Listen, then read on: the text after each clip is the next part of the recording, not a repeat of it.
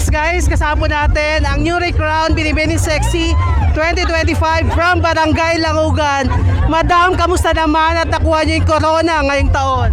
Okay lang po, and I am very thankful to God and to my family, Langogan family, sa suporta po sa akin. Sila po ang nagbigay sa akin ng lakas ng loob ngayong gabi na to para makuha po yung corona, and I am very proud to represent my barangay, my beloved Barangay Langogan.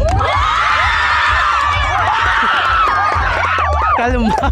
Ayan, madam, paano nyo po pinagandaan yung budget na to? Ano yung ginawa yung preparation para makuha yung corona ngayong taon? Actually, ako po ay isang working mom, full-time mother, and nagtatrabaho po ako. So, limited lang po ang time ko.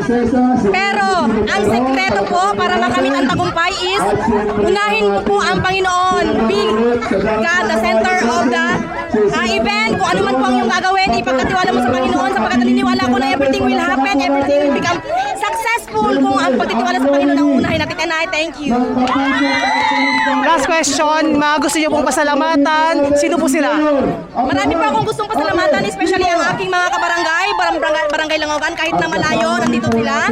Ang aming punong barangay na walang sawang sumuporta, ang Barangay Council, and is most especially sa Panginoon na nagbigay sa akin ng talento upang harapin ang maraming tao, nagbigay sa akin ng confidence na harapin at mapagtagumpayan ang event na ito. At ang aking minamahal na pamilya, and especially my lucky charm, ang aking apo. I am 37 years old, and my apo, my 1-year-old grandson. Madam, pwede bang banggitin yung pangalan nyo at yung title nyo ngayong gabi?